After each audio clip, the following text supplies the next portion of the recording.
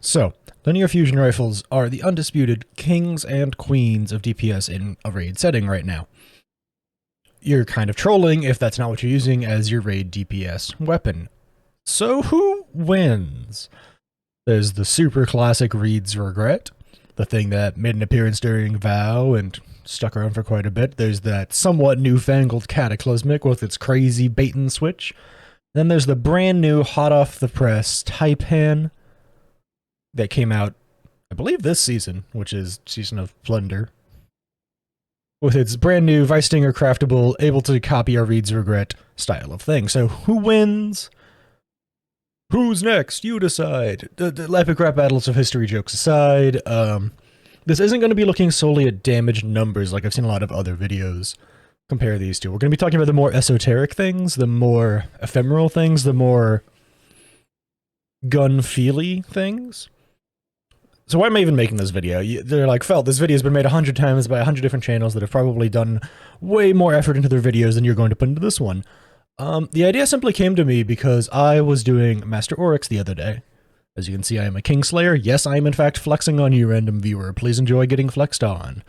Week 1 Kingslayer, lol, XD, get roasted. But I was doing with some friends, and the entirety of the raid team was doing Cataclysmics, except for me, because I was feeling lazy and I didn't want to bother to start doing bait and switch procking. So I was just using a Taipan.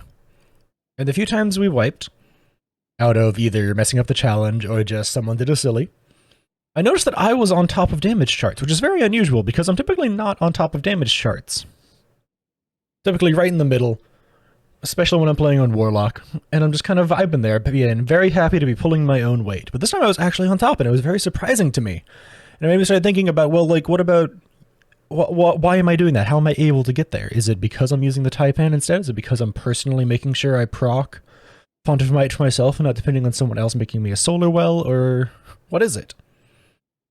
So that kind of what's brought about the idea for this video. So we're going to be talking about a bunch of different stuff in this video. We're going to be talking about like the DPS window, the ammo economy, Font of Might, and ease of access. Those are like some of my big talking points for this video. So let's get started. So let's talk about the DPS window. What do I mean by the DPS window? I mean when you DPS. I know, you're so original, Felt. That's crazy. By that, I'm mostly talking about the amount of time you have to DPS. That actually determines which one is better and which one is worse.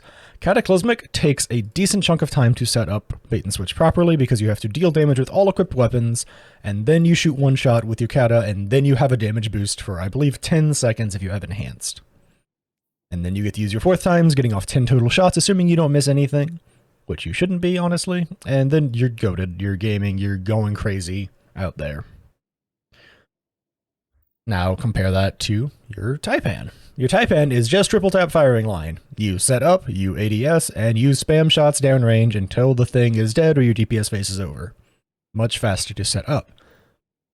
So which one wins in certain scenarios, right? Like that's an important question here. Let's take Oryx for example, and why I thought about this video in the first place, and why I thought, well, Taipan's going to win here in Oryx. Weistinger. Weistinger will refill from reserves as long as you are ADS'd and shooting at something. And I say will, it's a chance technically, but it's very unlikely that across the, I don't know, like 8 to 9 shots you get with a Taipan. I can't do math off the top of my head. I forgot how many shots triple tap gives you. I apologize. It's very unlikely that you will not get a Weistinger proc in there somewhere, and if you don't, you still got the most out of triple tap. But the bottom line is that Weistinger can proc and can refill from reserves, meaning that you don't have to stop shooting. You don't have to reload. You don't have to reproc bait and switch. You just have firing line active all the time, getting increased precision damage. You have triple tap active all the time, getting free bullets. It's really, really powerful when you get to just plop down and keep firing. And Oryx is a great example because technically speaking, even doing a perfect setup with Cataclysmic, Izanagi ×4 honed edge shot into really quick SMG spray into all 10 of your Cataclysmic bullets because you procced all your 4th times and had max bait and switch damage. The DPS phase is longer than that. The Oryx DPS phase allows you to reload your Cataclysmic and go back to firing it because of how long it is. Like, it is just a lengthy DPS phase. So if you're not able to reproc bait and switch fast enough, you might like just miss out on just the continuous shooting that you get from out of, say, a Taipan. But then let's take a boss like, say, Golgoroth, for example. He's a pretty good example where bait and switch, while difficult to proc, is incredibly powerful because it is short, bursty DPS windows. Golgoroth is a lot of running around, a lot of going crazy, a lot of, well, I hit my Izanagi shot, I sprayed down some ads with Funnel Web, and then I swapped to Cataclysmic and unloaded into his stomach for 6 rounds before reloading and moving on. It's a great example of when Cataclysmic will really, really shine, right? Because it's kind of short, bursty times that allow you to make use of the fact that you can get off an Izanagi shot, or in the case of Master Raid, typically an Arbalest shot. Not quite as good as Izanagi, but like you kind of want to have Arbalest on for anti-barrier because Arbalest is OP right now. That's a whole other video though. But then take, say, bosses from different raids. Take Rhulk, for example. Rhulk just kind of runs around the arena for a bit. Sure, you can reproc Cataclysmic's bait and switch, but if you just kind of sit there plopping away with a Taipan FR4FR with the Taipan, you don't have to un-ADS. You just get to sit there and dump ammo. I think War Priest as well. You just get to sit there and dump ammo. You don't ever run out of ammo because the damage phase is too long. Alright, next up on the plate that is actually very important and literally a direct follow-up to DPS windows is ammo economy. Cataclysmic, and the way the 4th times the charm works, is that rapidly landing precision hits will return 2 rounds to the magazine. Meaning that she'll shoot 4 shots, so you'll go from 6 down to 2, go back up to 4 shots, shoot 4 shots, go down to 0, go back up to 2, to shoot 2 shots, right? That will be 10 total shots, but you will have only used 6 ammo out of your weapon, because this pulls them from thin air. It doesn't say pulls from reserves, it says will return 2 rounds to the magazine, meaning it pulls them out of thin air. So 6 shots turn into 10 shots. That is incredibly, incredibly, incredibly ammo efficient. Getting 10 shots of value for 6 actual shots of shoot. Oh, excuse me. Sorry, we do these kind of live, so that weird like stutter is going to stay in. Getting 10 shots of value for 6 shots of ammo is incredibly, incredibly valuable. Now you might be like, but Fel, triple tap works that way too. Yeah, but have you read Vice Stinger? There's a small chance to reload the magazine. Reloading the magazine pulls from your reserves. Meaning that sure, triple tap will continuously give you back 1 round every 3 shots. And is often a little easier to proc than 4th times because, you know, 3 shots quickly to get back a round is easier than 4 shots quickly to get back 2 rounds, like typically. But Vice Stinger is constantly pulling from your reserves. So while that does come into the whole, yes, you can just keep shooting with Taipan, you will, however, be just ripping through your ammo incredibly fast. And in Master Raid scenarios, that'll quite often involve your team having to run a bunch of Aeon gauntlets. By the way, if you don't run Aeons in like Master Raid scenarios, these things are busted beyond belief. If you have 2 people running them, there's so much heavy ammo, your team never runs out. They're insane. Just a little side note. But Taipan just has a worse ammo economy. It uses more bullets. Through and through, straight up, it will use more shots because Vice Stinger will be pulling from your reserves, as opposed to the way that 4th times will only ever pull from thin air. So it is a bit of a catch-22, and that if you're running into ammo problems constantly, even with Aeons, you might consider, you know, Cataclysmic's got a bit of a leg up. It will have better ammo economy in general. If you've been endgame raiding for any amount of time this season, you recognize this mod right here. Font of Might. Picking up an elemental well that matches your subclass energy type grants a temporary bonus to weapon damage of that same element type. And for those of you not in the know about how to use it very effectively, elemental time dilation means that elemental well mods that grant you time-limited effects can now stack increasing duration for each copy. So, if you run, say, oh, I don't know, 3, 2, 4 copies of Font of Might, you get a really increased benefit from them because they can now last upwards of, I believe, 20 full seconds of the damage increase, which is a lot. So keep that in mind. Keep that in mind because that's the basis of this conversation right now. This part of the conversation is that Font of Might is a thing that exists and you have to match the element of your weapon. Cataclysmic is solar. Solar is omnipresent in a raid setting right now. Well is, Well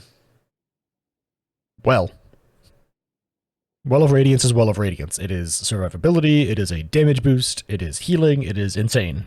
Solar Titans are really powerful right now. They are nigh unkillable when running Loreley, even with the nerf. Yes, it was warranted, don't at me.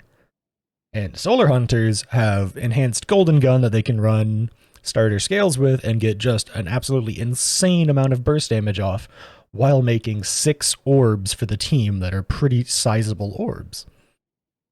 So, if people are running any of those solar things, Cataclysmic, all of a sudden, hey, I can Font of Might that. And Font of Might is pretty easy to proc, especially if you have Solar Titans, because Bonk Hammer, aka the throwing hammer that Titans have, is really, really good at killing stuff, especially once they get Roaring Flames ×3 for more damage. And if someone is, say, running Melee Wellmaker and Enduring Wells, someone can make a Solar Well that will last a very, very, very, very, very long time, and just sit there before DPS, so everyone can run over it, grab it, and get what I believe is a 15% damage boost out of Font of Might, which is stackable with other buffs, which is crazy. Now, Void might actually be getting a leg up here soon. That's another reason why I thought this was the best time to make this video. With the Divinity nerf in the works, while Divinity is still probably going to be omnipresent, because a crit cage to shoot is just really good for 99.999% of raid teams, Void debuff abilities are going to be going up in value. The ability to weaken targets with your grenades or smokes if you're a hunter, or Child of the Old Gods if you're a warlock, is going to be really good. And you can personally set up Font of Mights for yourself to boost the damage of your Taipan. Now, like I said, you do have to be on the same subclass element. So you would need to be on Void to buff Taipan, you need to be on Solar to buff Kata with Font of Might. But I will also clarify that this is kind of optimization more so than necessity. You're gonna be fine in most raiding in this game without Font of Might. Font of Might just makes it more consistent and easier to just raw pump damage. But that is an important part of the conversation as to which one can be used. This is where Reed's Regret comes back into the picture. If you are running a team comp with multiple warlocks, for example, not everyone needs to be running well, which means if you can somehow convince your well warlock to be running Supreme Wellmaker, when they drop their well, they'll drop 3 stasis wells. Which means if you're on stasis, you get free stasis wells when DPS starts. Meaning your reads will get a damage boost. I do think that with the rework to Solar and the rework to Void, stasis kind of dropped in value in terms of using it. But there are still a few raid encounters out there like Caretaker, where Reed's Regret will be really powerful because you don't really need more than one well happening there to just drop it down on a plate and go crazy. But it is a part of the conversation that stasis is not quite as omnipresent as Void and Solar are, although I think it is being highly undervalued at the moment in a lot of raiding teams in general, because being able to just freeze enemies is really, really, really good. But that's a different conversation.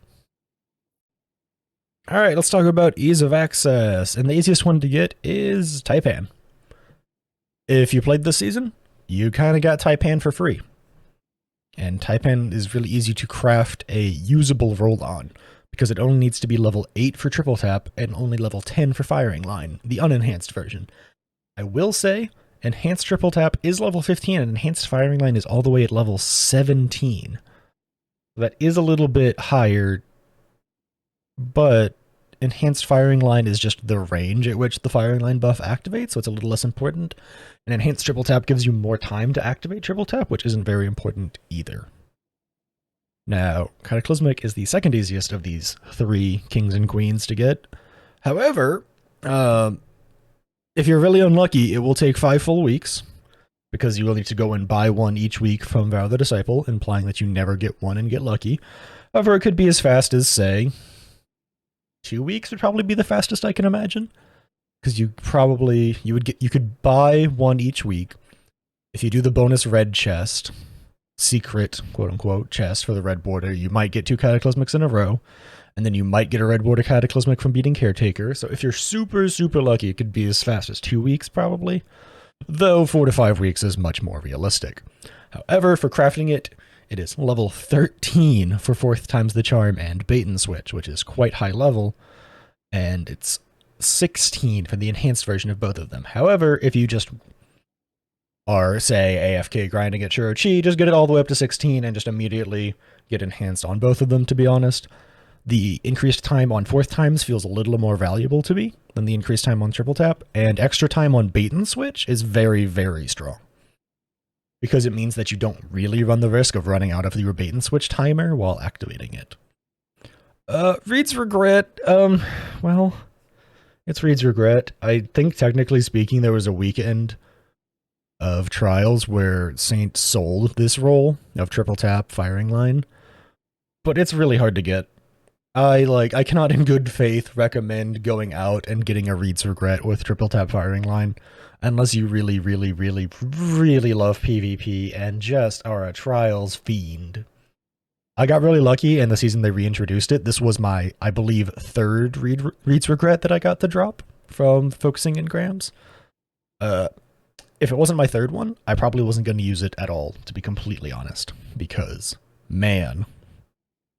Oh, you're still around. You haven't gotten tired of listening to me ramble about linear fusions. Well, thanks for hanging out and watching. This is the end of the video. As I'm sure you kind of noticed, there's upsides and downsides at each of these linears. There's no real winner. Taipan has super ease of use and can be font of mighted if you're running Void. However, you're going to rip through your ammo really quick. Cataclysmic has a better ammo economy, harder to set up, but it does really, really good burst damage, and you can use it with Solar. Reed's Regret is like Reed's Regret. Everyone knows and loves this thing, essentially, but it has the same downsides of ripping through ammo as Taipan. There's no clear, real winner here, honestly. It depends on level of comfort, it depends on the raid boss fight, it depends on what subclass you are running. However, use what you like, honestly. Unless you're day one raid racing, this level of optimization that I'm talking about, of choosing which linear fusion rifle is right for you, it won't matter. And even if you are day one raid racing, it's not going to matter that much. Will it be important? Yes, but you know what's more important? Figuring out mechanics, surviving, and then getting to DPS consistently. However, that's going to be it for this video. Thanks for hanging and watching. If you like it, leave a like. Subscribe if you want to see more content like this on the channel. What else do I normally say here? Comment if you think I got something wrong. Yell at me in the comments about, oh, well, you forgot this linear fusion rifle, and it's goated.